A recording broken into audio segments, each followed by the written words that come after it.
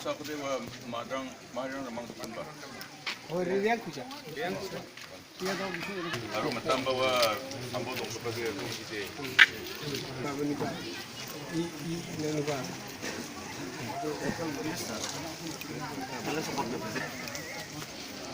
Yeah, we just wanted to have a complete knowledge of the ground zero as to the kind of devastation that has been left by this unprecedented natural calamity, and how people's habitation has been so badly affected, and some of the families having been left homeless. It's somehow we are thankful to God that at least in this village somehow people could save their lives, though the incident happened in the early hours around 3:30 a.m. But the fact is that I think it gives us an insight into how the whole impact of the climate change is really taking toll on the village, and how we must therefore really look at further auditing to see how safe are the habitations, keeping in mind, the kind of devastation that we have seen and the kind of unprecedented erratic behavior of the whole, I must say, the weather conditions, erratic rain, and the whole impact on the overall.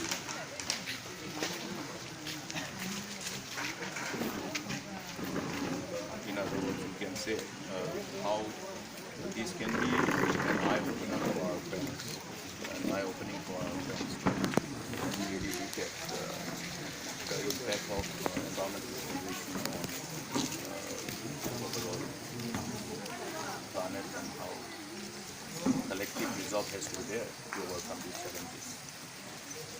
In terms of efforts being put on by your teams as well, in helping these people to be affected, is there anything that is going on as well?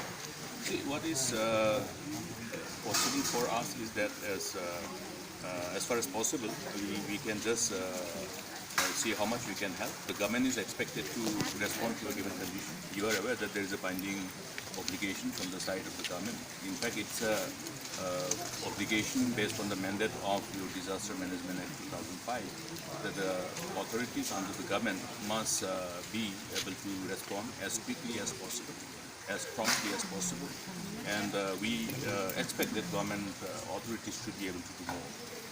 Whatever they are trying to do, keeping in mind the quantum of devastation that has been left, you will agree with me that there is much more that is needed to be done by the authorities from the government side.